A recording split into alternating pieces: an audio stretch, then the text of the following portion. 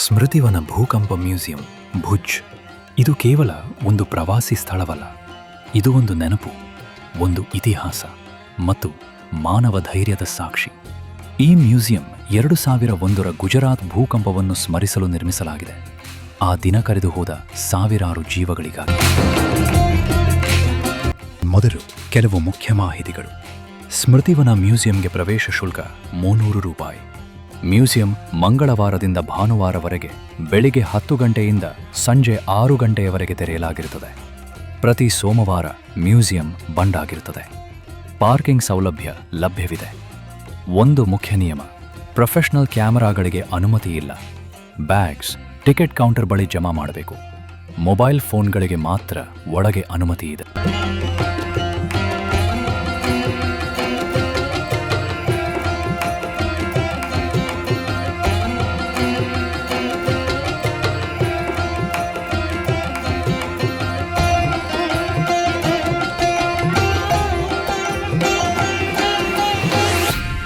ಈ ಮ್ಯೂಸಿಯಂ ಬಹಳ ದೊಡ್ಡದು ಮತ್ತು ಸೂಕ್ಷ್ಮವಾಗಿ ವಿನ್ಯಾಸಗೊಳಿಸಲಾಗಿದೆ.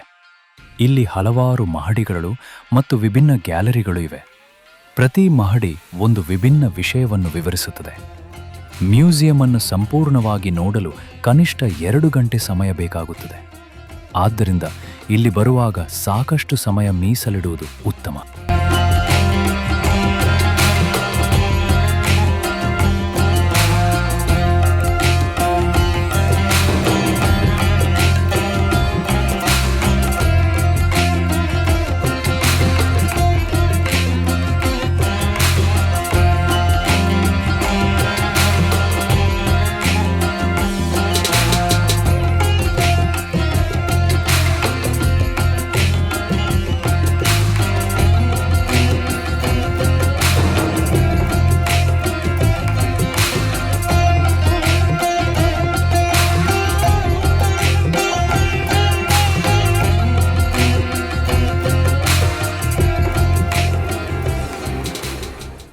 ಮ್ಯೂಸಿಯಂ ಒಳಗೆ ಪ್ರವೇಶಿಸಿದಾಗ ನಾವು ಅನೇಕ ಇಂಟ್ರಾಕ್ಟಿವ್ ಗ್ಯಾಲರಿಗಳನ್ನು ನೋಡಬಹುದು.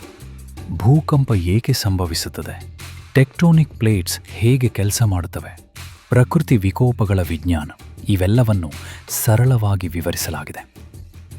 ಕೆಲವು ವಿಭಾಗಗಳಲ್ಲಿ ಭೂಕಂಪ ಅನುಭವವನ್ನು ಸಿಮ್ಯುಲೇಷನ್ ಮೂಲಕ ತೋರಿಸಲಾಗುತ್ತದೆ. ಅದು ಸ್ವಲ್ಪ ಭಾರೀ ಅನುಭವವಾಗಬಹುದು. ಇಲ್ಲಿರುವ ಕಥೆಗಳು ಬದುಕುಳಿದವರ ಅನುಭವಗಳು, ರಕ್ಷಣಾ ಕಾರ್ಯಗಳು, ಸೈನ್ಯ ಮತ್ತು ಸ್ವಯಂ ಸೇವಕರ ಪಾತ್ರ ಎಲ್ಲವನ್ನೂ ಬಹಳ ಗೌರವದಿಂದ ಪ್ರದರ್ಶಿಸಲಾಗಿದೆ. ಆಕಾಶವು ಮತ್ತು ಭೂಮಿಯ ಇನ್ನಿತ ಗೌರವದಿಂದ ಪ್ರದರ್ಶಿಸಲಾಗಿದೆ.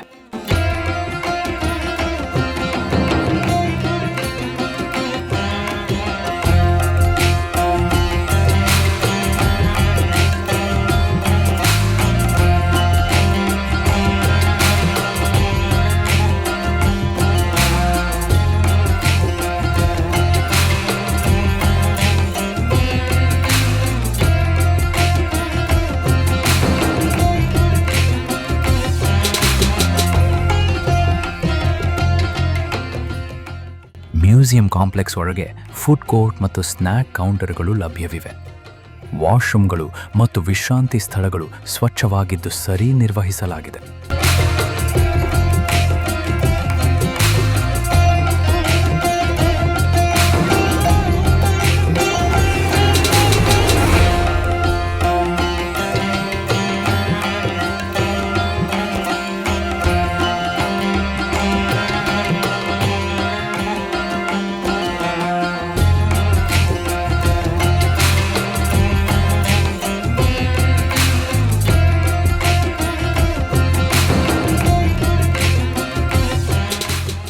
ಗುಜರಾತ್ ಭೂಕಂಪ ದೇಶದ ಇತಿಹಾಸದಲ್ಲೇ ಒಂದು ಭಯಾನಕ ಪ್ರಕೃತಿ ವಿಕೋಪ.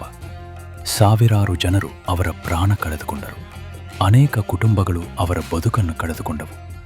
ಸ್ಮೃತಿವನ ಮ್ಯೂಸಿಯಂ ಈ ದುರ್ಘಟನೆಯನ್ನು ಕೇವಲ ನೆನಪಿಸಲು ಮಾತ್ರವಲ್ಲ, ಆ ನಂತರ ಜನರು ಹೇಗೆ ಧೈರ್ಯದಿಂದ ತಮ್ಮ ಜೀವನವನ್ನು ಮರುನಿರ್ಮಿಸಿದರು ಅದನ್ನು ತೋರಿಸಲು ನಿರ್ಮಿಸಲಾಗಿದೆ.